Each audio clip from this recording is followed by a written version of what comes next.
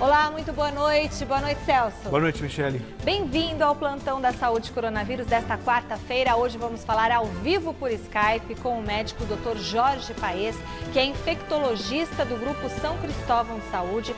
Ele vai falar sobre o panorama de evolução da Covid-19 no Brasil, Celso. E na bancada do Plantão da Saúde recebemos o endocrinologista Augusto Santomauro, que atua na Beneficência Portuguesa de São Paulo. Nosso tema é a relação entre obesidade e os riscos da Covid-19. E ainda nesta edição, penitenciárias brasileiras têm 93 casos confirmados do novo coronavírus. E reportagem exclusiva do Plantão da Saúde denuncia a situação precária de um deles, no interior do estado, onde, segundo funcionários, ex-detento e famílias, falta higiene, falta até comida para os presos.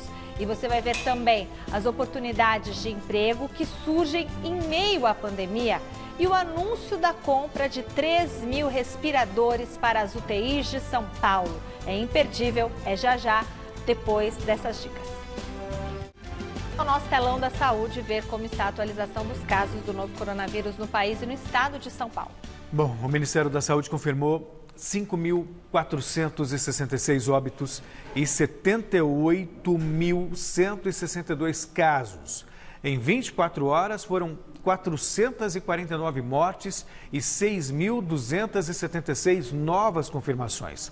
No estado de São Paulo já são 2.247 óbitos e 26.158 registros da doença.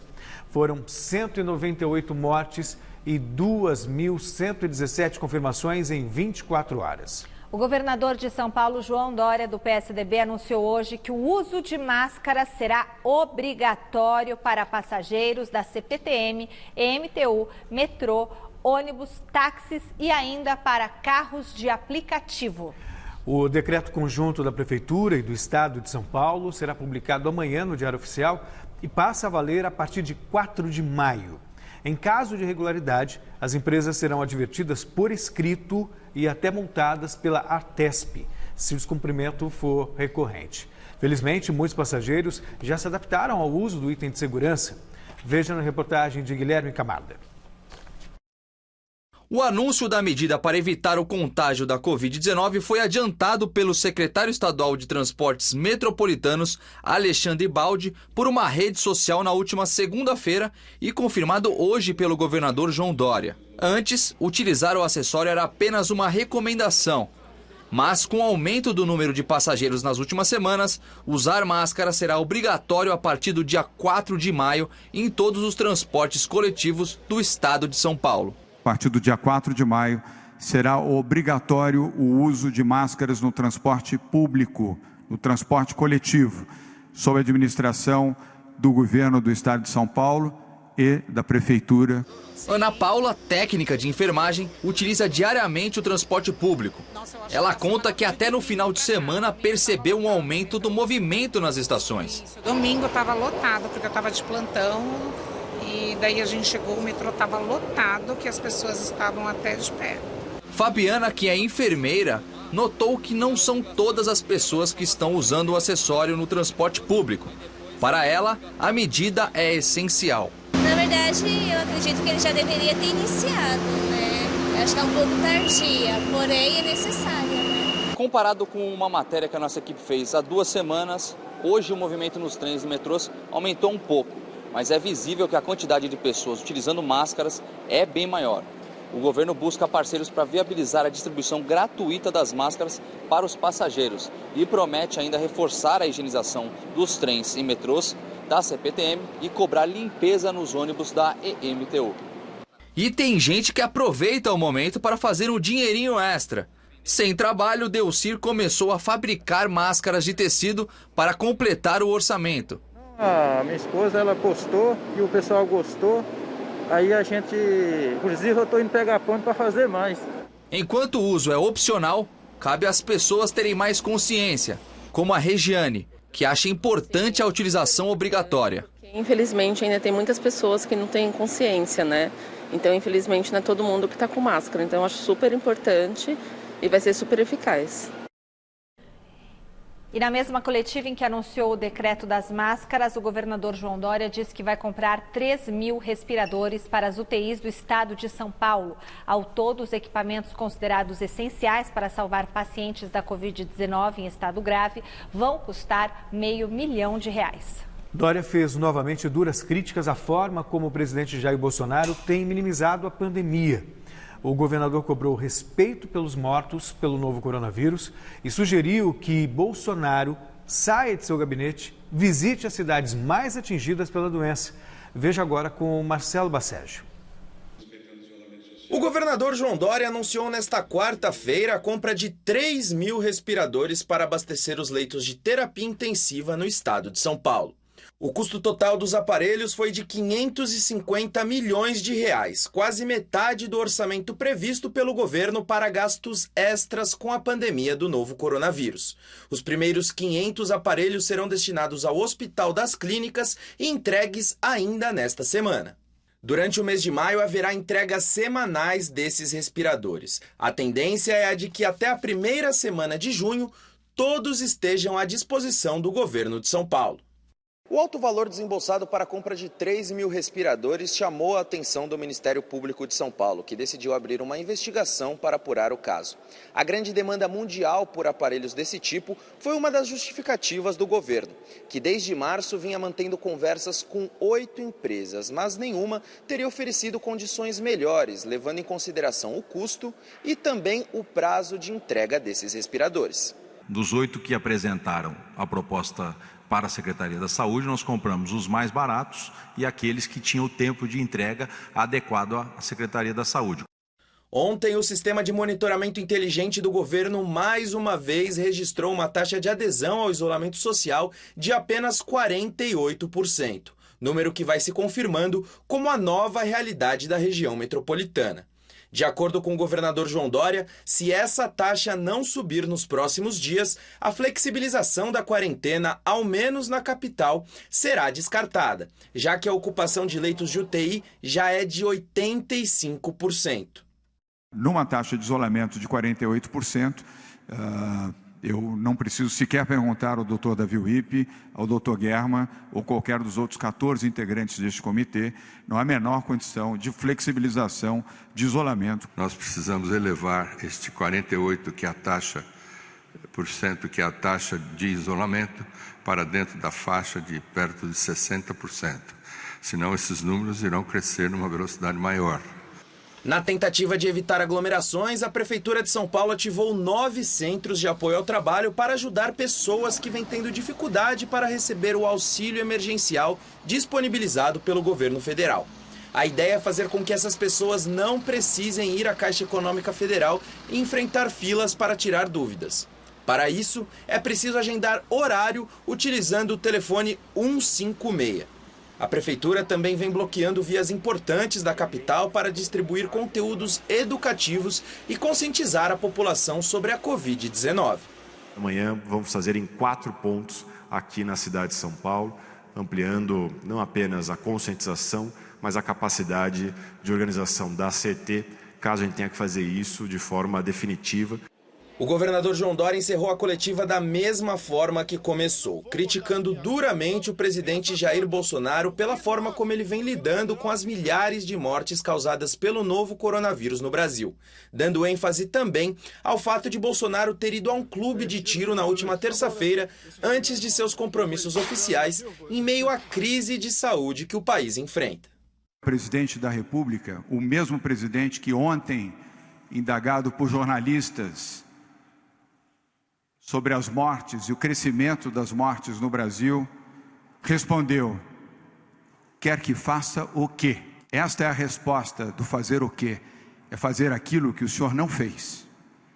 Começando por respeitar os brasileiros, respeitando pais, mães, avós, parentes e amigos que perderam as suas vidas no Brasil até ontem pelo coronavírus. Respeite os médicos, os enfermeiros e os profissionais de saúde, presidente. Saia dessa sua redoma de Brasília e venha visitar comigo o Hospital das Clínicas, o hospital do Boimirim, aqui na capital de São Paulo, ao lado do prefeito Bruno Covas, os hospitais de campanha, e vem haver a gripezinha, o resfriadozinho.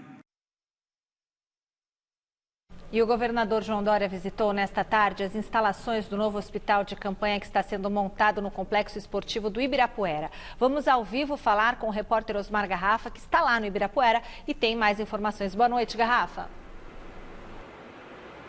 Boa noite, Michele. Boa noite, Celso. É isso, falamos aqui do hospital de campanha do Complexo do Ibirapuera, que será entregue à população no próximo feriado de 1º de maio, sexta-feira, não é? Hoje esteve aqui, como você bem destacou, o governador João Dória e Bruno Covas, prefeito da cidade de São Paulo, acompanhando a finalização dos trabalhos aqui, inclusive os profissionais da área de saúde também já estiveram por aqui, e a entrega será feita já no dia 1º de maio, com a possibilidade de que pacientes já possam ser atendidos aqui e recebidos no hospital de campanha do Ibirapuera. São 3 hospitais de campanha a partir da próxima sexta-feira que estarão em funcionamento na cidade de São Paulo. Além do Ibirapuera, teremos o do Pacaembu, que foi o primeiro hospital aberto aqui em São Paulo, e também o do Palácio das Convenções do AMB. Aqui no Ibirapuera serão 268 leitos, Michele, 240 leitos de enfermaria e 28 leitos de estabilização.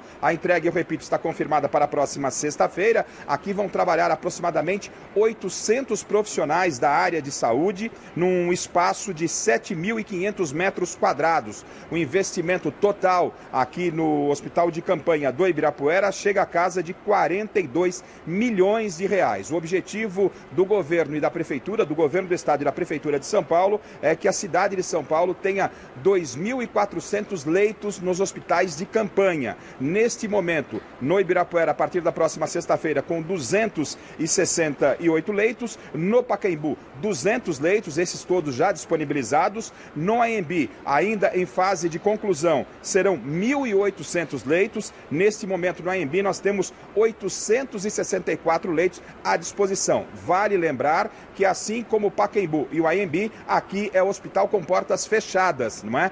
Apenas os pacientes que estiverem nas UPAs, nas redes de atendimento pública, se o médico entender que devam vir para cá, aí acontece o encaminhamento. Então, o hospital, eu repito, é de portas fechadas. Vamos aproveitar e atualizar os números, os dados dos hospitais de campanha hoje na cidade de São Paulo. No estádio do Pacaembu, com 200 leitos, são 143 ocupados neste momento, mais de 50% da capacidade do Pacaembu. 138 pacientes na ala de enfermaria, são 5 pacientes na área de estabilização. Boas notícias, 18 altas, e tivemos no último boletim, de acordo com o último boletim, 7 transferências. No AMB, 887 leitos à disposição da população.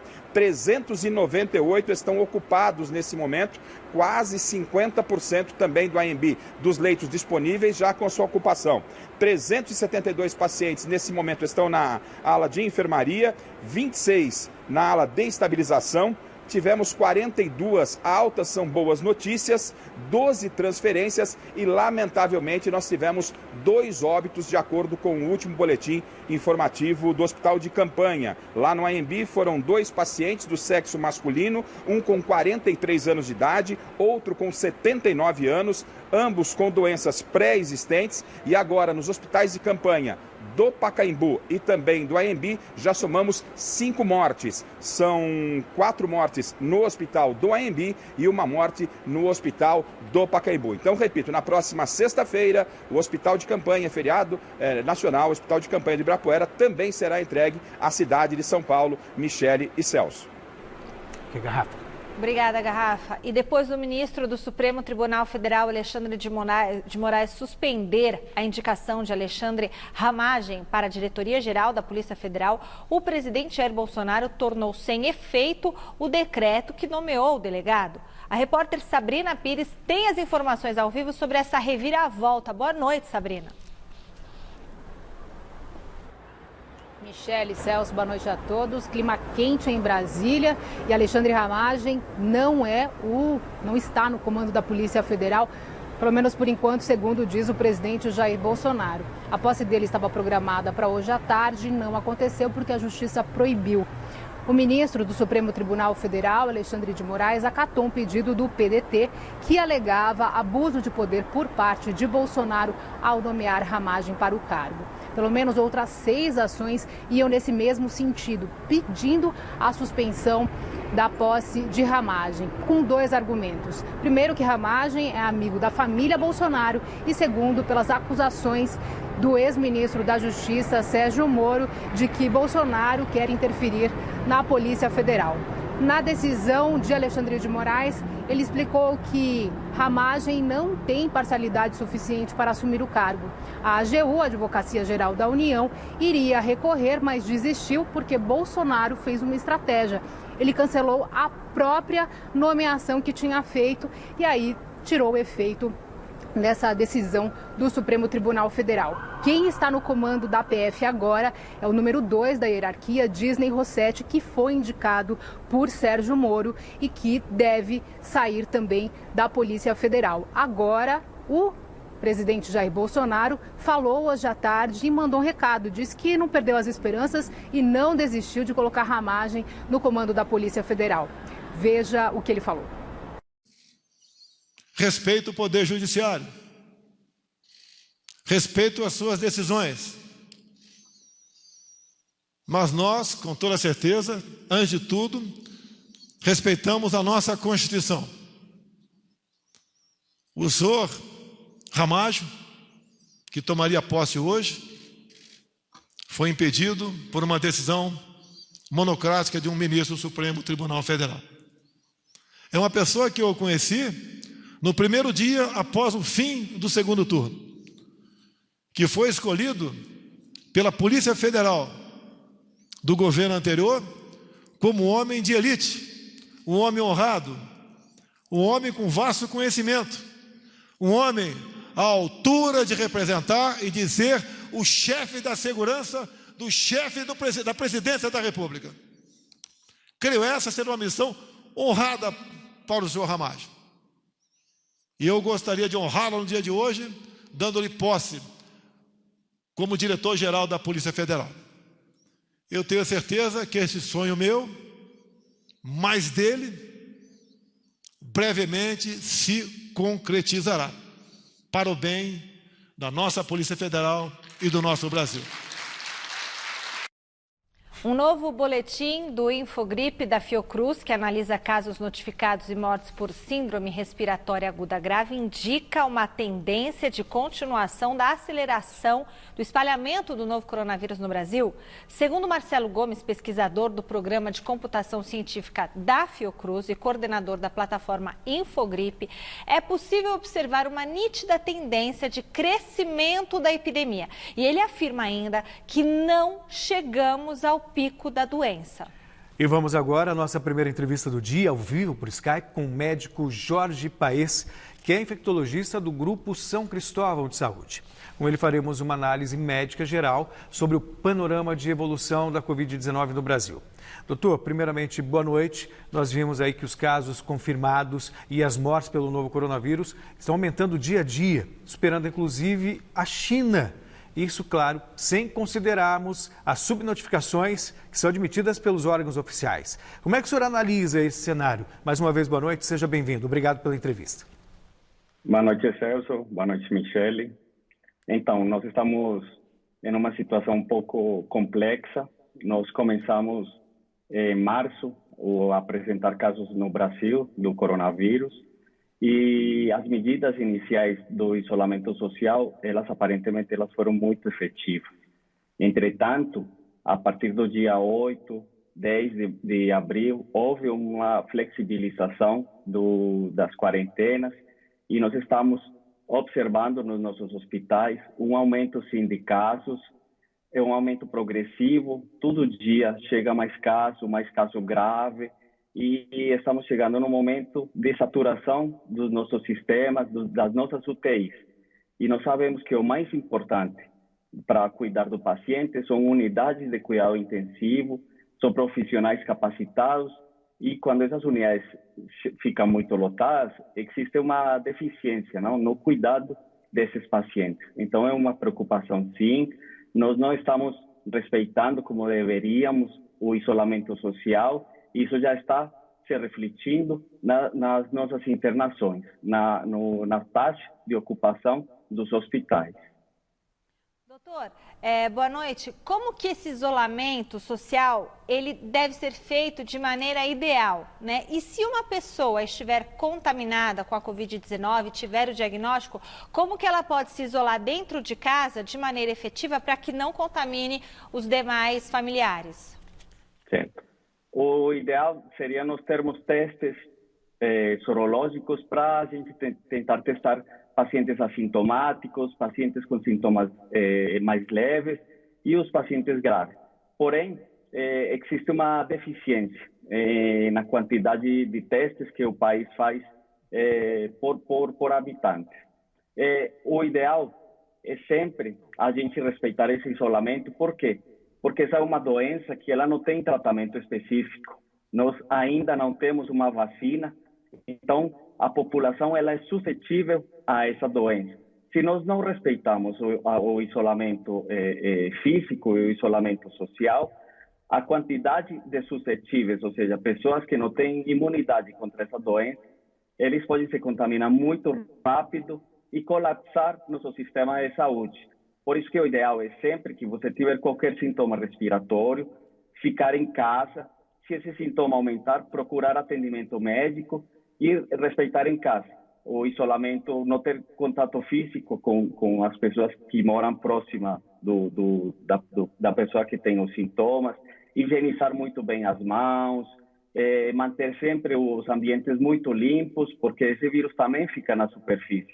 Então, não é só a tosse, o espirro que transmite o vírus. Ele também fica na superfície, então nós temos que ser muito rigorosos com a limpeza, com a higiene das mãos e com o isolamento físico e social. Doutor Jorge, ou doutor Jorge, uma vez que o senhor é colombiano, o governador admitiu hoje que com essa taxa de isolamento abaixo de 50% é muito difícil flexibilizar esse isolamento. Mas essa é uma tendência até por pressão de setores econômicos que querem o fim da quarentena ou pelo menos a flexibilização a partir do dia 10 de maio.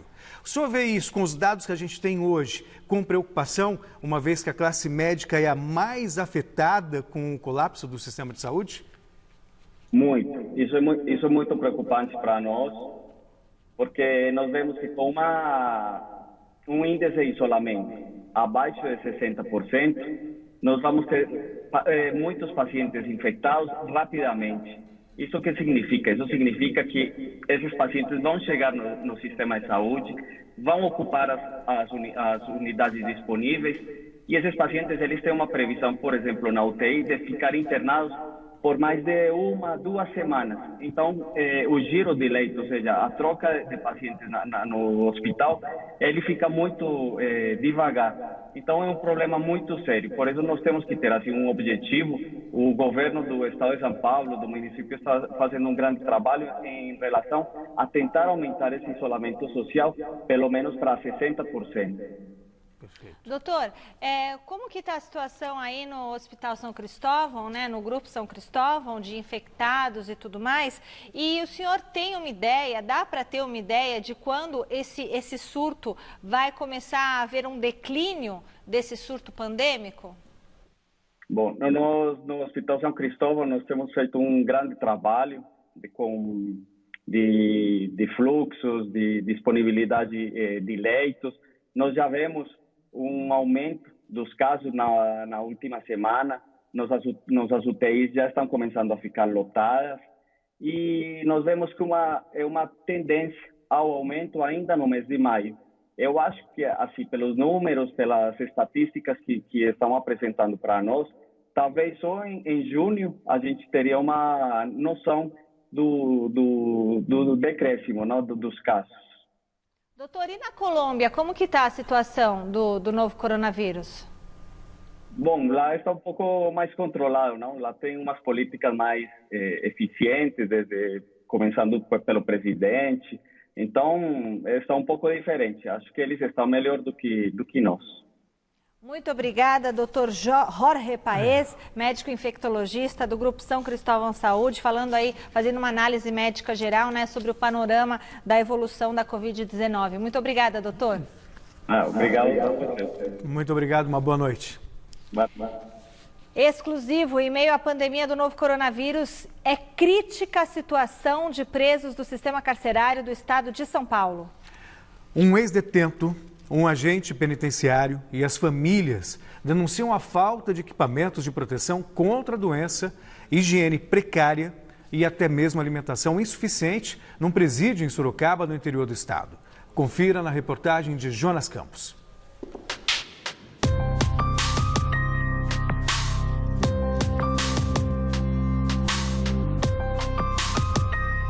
Vários companheiros lá passando fome, estão emagrecendo. Você vê várias situações de preso desmaiando, passando mal. Teve pessoa do seu lado lá tossindo, escarrando sangue. E você olha pra pessoa, você não sabe se ajuda ou se sai de perto.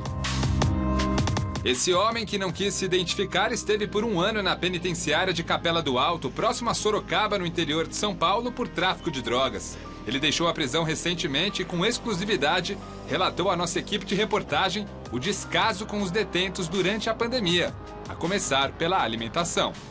Que era uma para cada preso, agora tá 1 para 2 presos. Aí tá reduzindo a alimentação para nós lá. Uma porção de antes, agora dividida entre 2 presos. Só que em cubículos separadas, né? Mas diminuiu bastante para nós. Reduziram o tamanho do pão, a quantidade de leite. O almoço tá vindo 1 dedo de alimentação. No fundo de uma cumbuquinha rasa, 1 dedo de alimentação. Aí depois do almoço só vai pra janta, que é lá mais ou menos umas 4 horas. Depois disso, até o outro dia, sem alimentação nenhuma. O mesmo homem revelou que saiu da penitenciária sem ser submetido ao teste da Covid-19. Um ponto importante, já que, segundo ele, eram precárias as condições de prevenção ao novo coronavírus dentro da prisão. Agora nós estamos mais aglomerados ainda. Lotado, quase 40 pessoas dentro de uma cela. E a gente via caso lá. O cara sentindo falta de ar, com dor no peito, sintomas que é parecido, que não estou dizendo que seja. Mas a gente fica com medo, fica com receio. Álcool, água e sabão forneceram alguma coisa?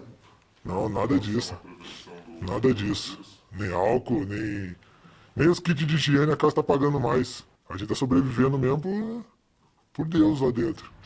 A falta de prevenção dos funcionários e a comunicação em relação ao novo coronavírus também foram queixas manifestadas pelo homem que esteve preso em Capela do Alto.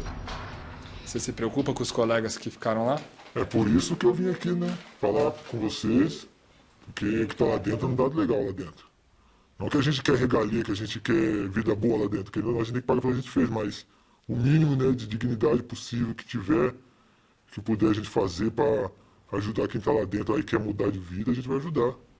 Em contato com a nossa produção, a Secretaria da Administração Penitenciária, por e-mail, afirmou que as alegações são totalmente improcedentes.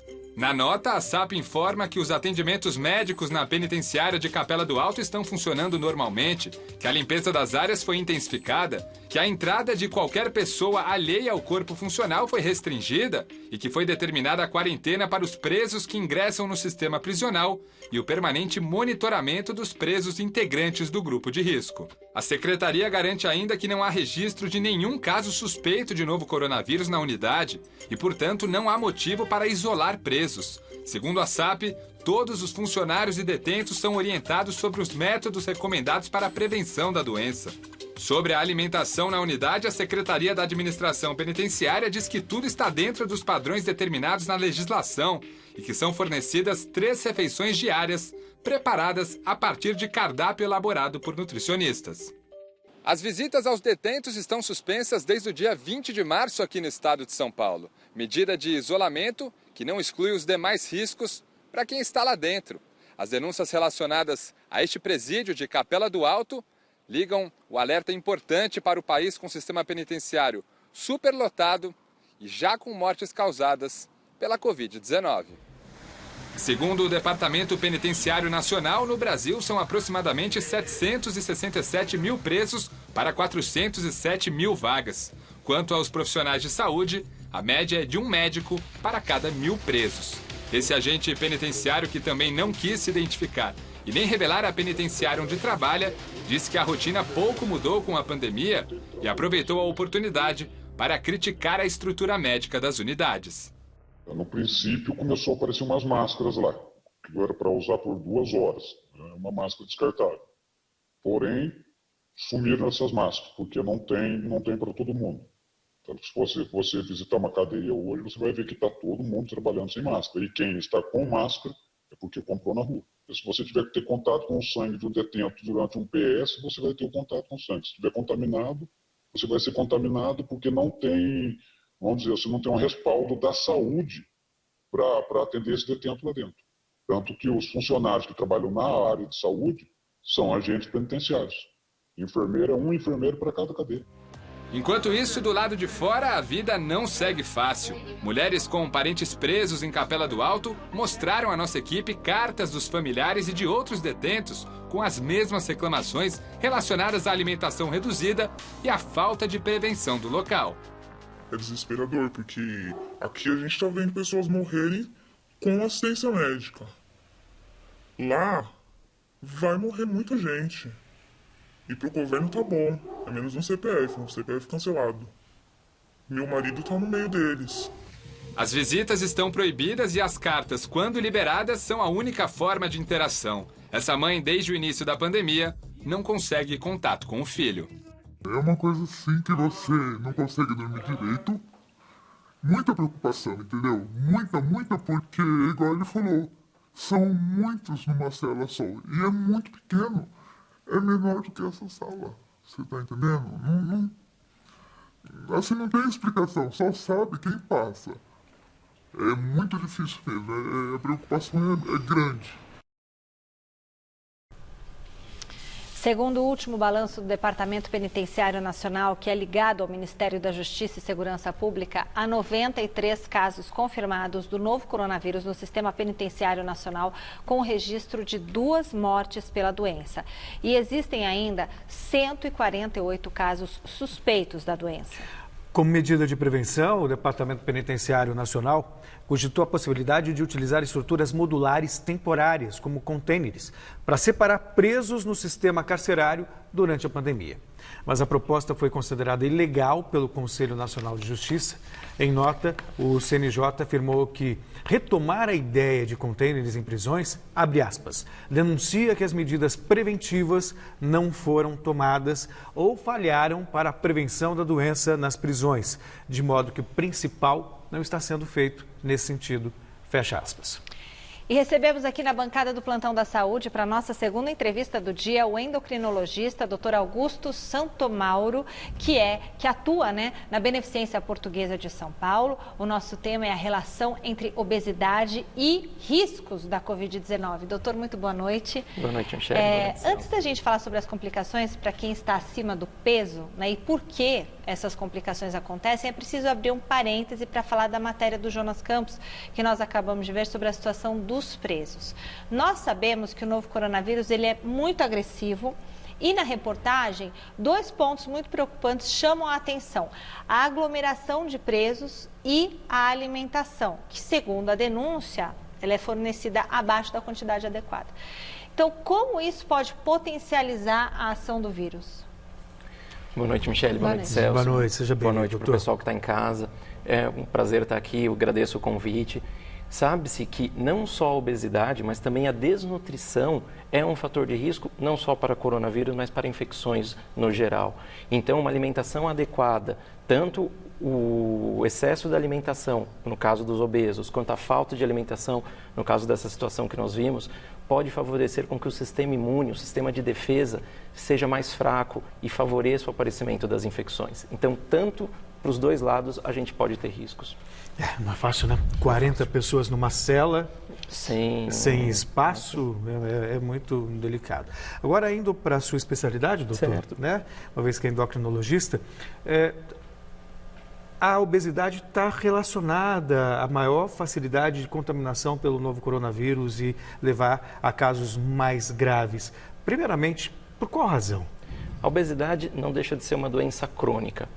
Em primeira parte, a gente sabe que a obesidade, que é o conhecimento comum, ela é um fator de risco para outras doenças. O paciente obeso é um paciente que também tem maior risco de diabetes, pressão alta, colesterol elevado, doenças do coração, doença respiratória, que são sabidamente fatores de risco para o coronavírus.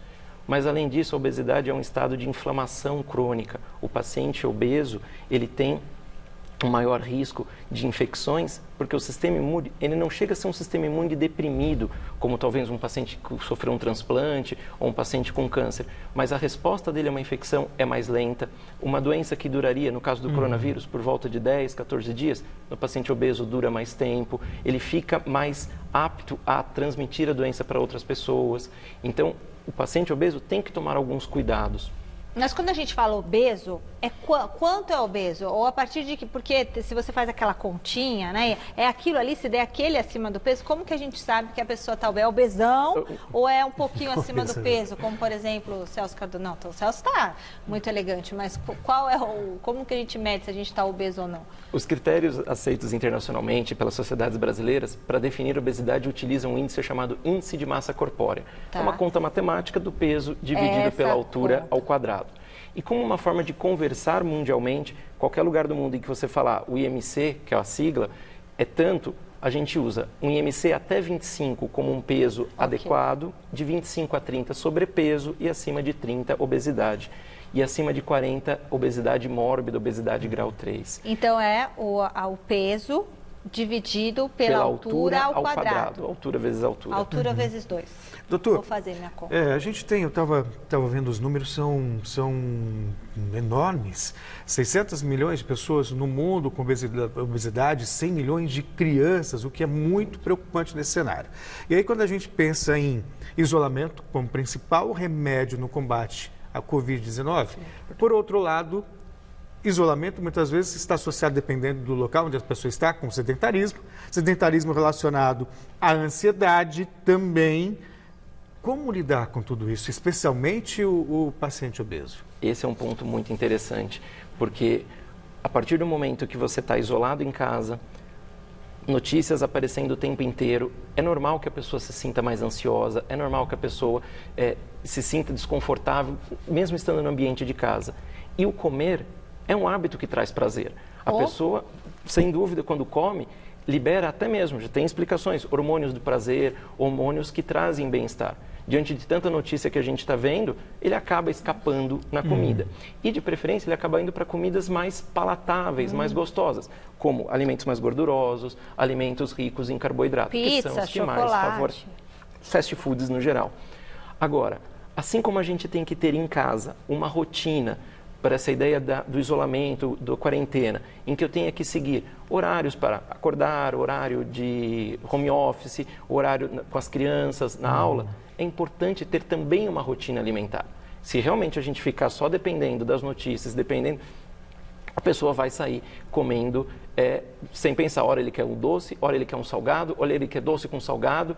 Então, cria-se horários. Tem um horário do café, tem um horário do lanche, um horário do almoço. Não é fácil, não é uma coisa simples. Então, não ter acesso a esses alimentos em casa ajuda. Isso é uma chave, hein, doutor? Não ficar comprando um monte de chocolate. Coisas que acabam sendo mais fáceis. Estando em casa, é mais fácil abrir um pacote de bolacha, às vezes, do que preparar uma salada ou uma proteína grelhada, por exemplo. Em vez de você comer de lanche um pedaço de mamão, uma banana, né? Você tendo um doce, um achocolatado, você vai tomar o quê? O achocolatado. Claro. E além da disciplina na alimentação, também uma certa disciplina para fazer alguma atividade que tire do sedentarismo, né, doutor? Muitos pacientes falam, agora eu não estou mais fazendo atividade física porque não tem mais academia, não tem mais o salão do prédio onde eu me exercitava. Isso pode ser usado como uma desculpa, mas a pessoa tinha um hábito antes de ir à academia, a pessoa tinha um hábito de fazer atividade física. Mantenha esse hábito em casa. Existe um programa que se chama Mexa-se. O importante é se movimentar, que seja andar na varanda, que seja andar em casa. A gente fala às vezes, empurra o sofá, dá volta em volta do sofá, mas se mexer é muito importante para diminuir o sedentarismo. E um ponto interessante é que os pacientes obesos que fazem atividade física até diminuem o risco pela infecção.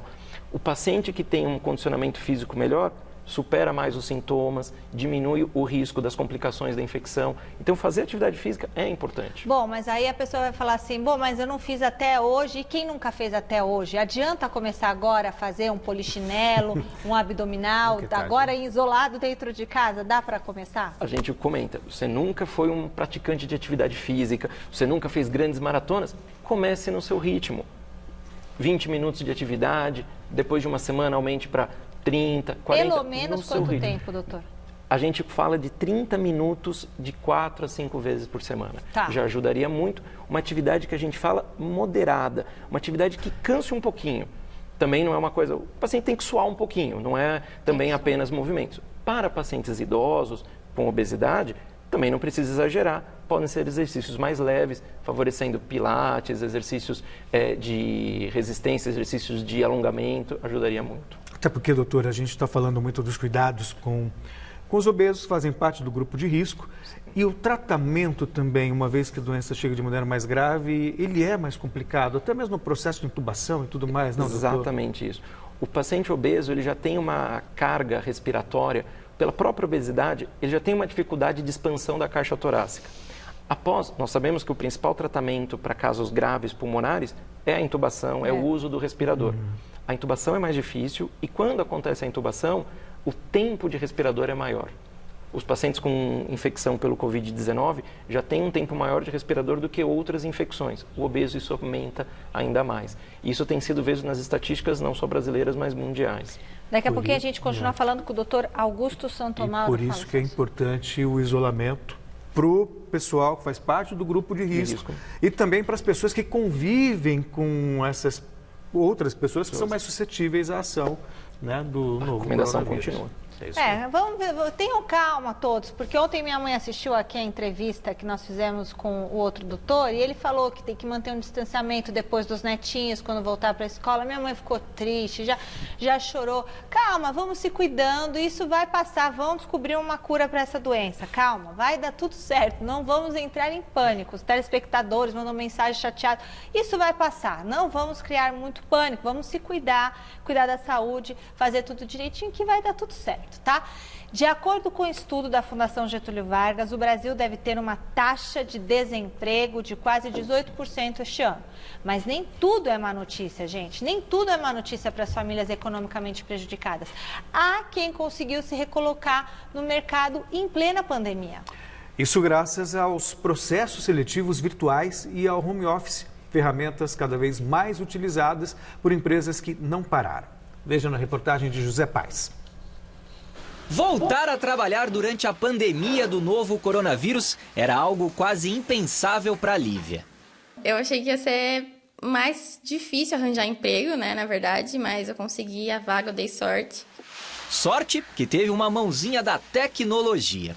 Todo o processo seletivo da Lívia, desde a inscrição até a assinatura do contrato, foi feito online. E ela nem sequer começou a trabalhar presencialmente. Expediente, por enquanto, só assim mesmo, na sala de casa. Falar com as pessoas pessoalmente é muito mais fácil. Apesar de todo o processo ser fácil, né, ao vivo. Então, não sei, estou aguardando para voltar. Essa estratégia de recrutamento é uma alternativa criada por muitas empresas para driblar a crise e continuar contratando apesar do cenário de recessão. De acordo com um estudo feito pela Fundação Getúlio Vargas, o Brasil deve ter uma taxa de desemprego de quase 18% este ano. O número é reflexo da grave crise que se instalou no país e se adequar a essa nova forma de contratação requer alguns ajustes rápidos. Eu acho que a grande mudança, o grande impacto é aprender a também captar essas nuances de qualquer relacionamento, de qualquer comunicação, também à distância, pelas telinhas, né? Então, aquela informação que você transmitiu, que você passou, né, para frente pela telinha, ela foi captada da forma como você esperava do outro lado? Entrevistar tete a tete os candidatos a uma vaga de emprego em tempos de Covid-19 tem sido tarefa quase impossível. Com as salas de entrevistas assim, vazias, o jeito agora é se adaptar às novas tendências de mercado, como as entrevistas por videoconferência. E para mandar bem no papo online, é importante que o candidato se porte como numa conversa presencial. a questão do dress code é muito que a roupa que a pessoa vai se daí a questão do cuidado que ela deve ter do que ela quer transparecer para a empresa. Então acho que isso é essencial. Não adianta pôr pijama ou de repente colocar uma camisa, mas está sem calça e de repente resolve levantar para fazer alguma coisa que vai ter uma situação que não vai ser tão boa. Foi levando em conta também a postura no vídeo que a Patrícia escolheu o Renato e a Luana para a empresa onde ela é gerente. No Sucesso Online eu fiquei muito mais tranquila em falar sobre as minhas experiências, os projetos, as expectativas também de empresa e tudo mais. Então achei bem mais confortável, isso que eu posso te dizer. Olha, eu acredito que a principal dificuldade é você não ter o contato pessoal, né? Assim, estar no mesmo ambiente com aquela pessoa e conseguir até mesmo desenvolver uma relação mais próxima. Você não sabe se a pessoa está numa reunião, se você vai incomodar, se vai ficar aquela pessoa chata que está mandando mensagem direta. Eu acho que essa é a maior dificuldade.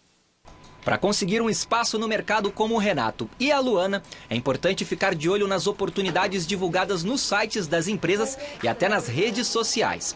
O profissional pode inclusive fazer um cadastro direto na página virtual da companhia onde deseja trabalhar, sempre tendo em mente que o sistema de recrutamento, por enquanto, será completamente online. A gente tem que realmente partir para coisa mais prática. Então, se você puder fazer simulações de entrevista, colocar dúvidas que você tenha na internet, buscar pessoas que possam te auxiliar com isso, né? Desde que, obviamente, a gente conheça sobre aquilo que a empresa está buscando. O home office e os processos seletivos virtuais parecem ter chegado para ficar. Mas é bem verdade que nada substitui aquele bate-papo descontraído entre um afazer e outro no ambiente presencial de trabalho. Então, pelo amor de Deus, acaba a pandemia, quero tomar meu cafezinho com meus colegas. Exatamente. Ver a minha chefe cara a cara. Bem melhor. A saudade dela é da chefe cara a cara, hein? Olha que beleza. A gente volta a conversar com o Dr. Augusto Santomauro, que é endocrinologista. O senhor fez a associação, né, os pacientes obesos, eles são mais suscetíveis à Covid-19 porque são mais propensos à hipertensão, diabetes. E tem uma outra questão também, que a gente fala muito do vírus agindo no pulmão, nos rins, no coração, mas ele afeta também a circulação, né? Pessoas com risco de trombose são mais afetadas também, né, doutor? Quais são os cuidados nesse caso? Está sendo visto realmente que esse vírus aumenta algumas situações de trombose, de coágulos no sangue. O paciente obeso, ele já tem um maior risco de trombose pela inflamação. O paciente obeso, por exemplo, quando opera, precisa utilizar anticoagulante por mais tempo do que um paciente não obeso. E esse é um ponto que talvez o paciente obeso com infecção pelo Covid-19 tenha maior risco de trombose. Então, o cuidado com a anticoagulação dele deve ser revisto com atenção. Então, aí no caso, nosso telespectador está numa situação assim de obesidade, está um pouco mais relaxado, não tem conversado com o médico, não tem, até por medo de ir a um hospital, por conta da pandemia. O que o senhor orienta, então, esse telespectador que tem essa característica e que faz parte do grupo de risco? O paciente obeso, ele tem que, além dos cuidados como a atividade física, de se mexer mais em casa, não ficar parado. Uma forma de diminuir coagulação, de diminuir distúrbios de coagulação, é se mexer mais, principalmente em casa, parado. Não deixe as pernas totalmente para baixo, deixe as pernas mais elevadas, não passe mais de 90 minutos sentado, é importante se mexer, isso ajudaria a melhorar a circulação. O restante das orientações que servem para todos os pacientes também vale para o paciente com obesidade. O distanciamento social, a higienização das mãos, cuidados ao tossir, ao espirrar, isso também vale. Então, ele não pode esquecer das outras orientações que já são Mas, doutora, aí o paciente, então, com obesidade, claro que antes dele, porque se ele decidir agora começar a fazer exercício, é melhor ele antes consultar um cardiologista também, né? Não, para se movimentar em casa. O exercício leve em casa, mas pode. é que ele começa a querer fazer um monte de Não, só umas voltas ao redor ali do sofá, como o senhor mesmo disse, né? Na varanda. Faz uma maratona em volta do sofá. A gente viu até vídeos na internet de fazendo maratona na varanda. Você viu, não precisa chegar nessa... A gente mostrou, a gente fez a reportagem aqui com ele. E eu acho que vale a gente ressaltar também que vale tanto para o idoso como também para o jovem. Obeso tem um risco que às vezes lembra o do idoso sem obesidade. Então o jovem obeso também tem que tomar um cuidado, também tem que prestar atenção na alimentação, porque se ele já é obeso e ainda não presta atenção na alimentação, ele vai ficar mais obeso ainda, com maior risco. Então, os cuidados são importantes, o isolamento é importante, isso tem que ser seguido, são as orientações do Ministério. Então, a gente tem que evitar que esses pacientes se exponham e até se infectando, expor outras pessoas. Então, show preguiça e disciplina em casa, por A gente favor. vai para falar do nosso giro de notícias do coronavírus no esporte, mas daqui a pouquinho o doutor vai falar para a gente 5, 7, não sei quantas coisas para a gente se alimentar, para fazer bem para o nosso corpo, para a nossa saúde. Combinado. Beleza? Daqui a pouquinho, hein? 5 alimentos necessários para você comer para você ficar bem. Chocolate não vai ser um. Fique claro, não é vacina, mas não só é para você se vacina, cuidar. mas eu vou colocar o chocolate na lista do doutor aí, que é para dar felicidade. Não, deixa que o doutor fala. Giro de notícias.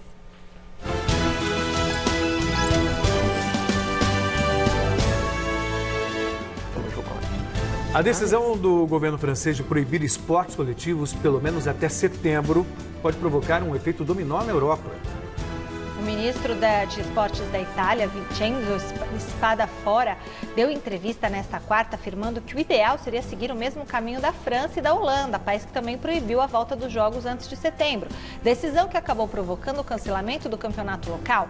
Na semana passada, o governo italiano permitiu a volta dos treinos a partir do próximo dia 18 de maio. Mas, de acordo com Spadafora, isso não garante a retomada das competições. Enquanto as autoridades determinam uma data, a Federação Italiana de Futebol espera retomar os torneios entre o final de maio e o começo de junho. A Federação Francesa de Futebol ainda não se manifestou sobre um possível cancelamento. Já o presidente do Automóvel Clube da Itália, Angelo Citidamani, descartou na última terça-feira qualquer possibilidade de cancelar o Grande Prêmio da Itália de Fórmula 1, que tem a realização prevista para o dia 6 de setembro. Em entrevista ao jornal alemão Bild, o dirigente afirmou que está em contato com a empresa proprietária dos direitos comerciais da categoria para acertar os detalhes para a corrida, ou melhor, para que a corrida seja realizada sem a presença de público. E a empresa espanhola Dorna Sports, detentora dos direitos comerciais da MotoGP, anunciou nesta quarta-feira o cancelamento de mais 3 grandes prêmios da categoria em decorrência da pandemia do novo coronavírus: Alemanha, Holanda e Finlândia. Essa é a quarta prova cancelada neste ano, enquanto outras 7 etapas foram adiadas. Com isso, o calendário de 2020 deve começar no próximo dia 9 de agosto com a corrida da República Tcheca, mas o executivo Carmelo Espeleta não descartou o cancelamento de toda a temporada caso a doença siga fora de controle. E segundo o canal espanhol Mega, o atacante argentino Paulo Dybala, na Juventus da Itália, testou positivo no 4º exame para a Covid-19 realizado na semana passada, mais de um mês depois do primeiro diagnóstico da doença. O jogador agora já está assintomático, mas ainda poderia transmitir o novo coronavírus. A expectativa é que o atleta passe por nova testagem nos próximos dias e siga em isolamento enquanto não sair o resultado negativo, ou seja... Espera um pouquinho, esse é aquele que já testou uma vez, 2 vezes, ele está há um mês com a Covid? Sim, aparece positivo o exame dele, quarta vez. Quarta vez pois positivo, mas não está ficando doente? Não, mas ele pode transmitir o vírus, por isso tem que tomar muito cuidado, não significa que você, uma vez contaminado, você está imune à doença. E ele não para de transmitir esse vírus em 14 dias? Não tinha essa história que para em 14 dias de transmitir? Daqui a pouco o doutor responde. Ele é reincidente, pegou de novo o negócio. Mas com quem ele está tendo contato? Ele não está em isolamento, esse homem? Aqui no Brasil, clubes e Confederação Brasileira de Futebol decidiram que caso o Campeonato Brasileiro deste ano tenha que ser concluído só em 2021, a última rodada tem como data limite o final de janeiro. A ideia é não comprometer o calendário da próxima temporada, que já está fechado e negociado com a detentora dos direitos de transmissão e patrocinadores. Mais informações, gazetesportiva.com. Doutor, como é isso? A pessoa que pega esse vírus fica aí, tem um tempo de transmissão de uns 14 dias. Agora ele pegou pela 4ª vez, né? E está assintomático. Ele já ficou muito doente, o Dybala? Não, né? Não. Toda vez ele está meio assintomático. Mas são vários os casos. Essa é uma discussão que tem surgido nas últimas semanas, exatamente sobre qual é a chance de uma reinfecção à capacidade de transmissão. Os primeiros casos apareceram de retransmissão, de nova infecção apareceram na Coreia do Sul e ainda não se sabe a resposta, se essa terceira, quarta infecção, ele é capaz de transmitir ou ele, por já ter tido o contato com a doença, já ter feito anticorpos, defesa, ele tem a doença, mas não transmite.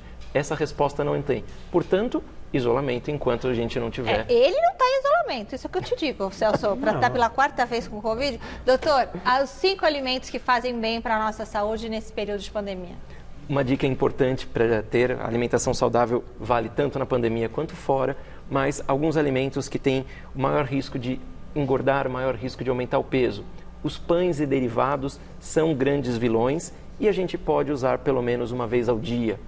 Dar preferência para queijos brancos ao invés de queijos amarelos, passar longe de embutidos, presunto, linguiça, salsicha, no máximo.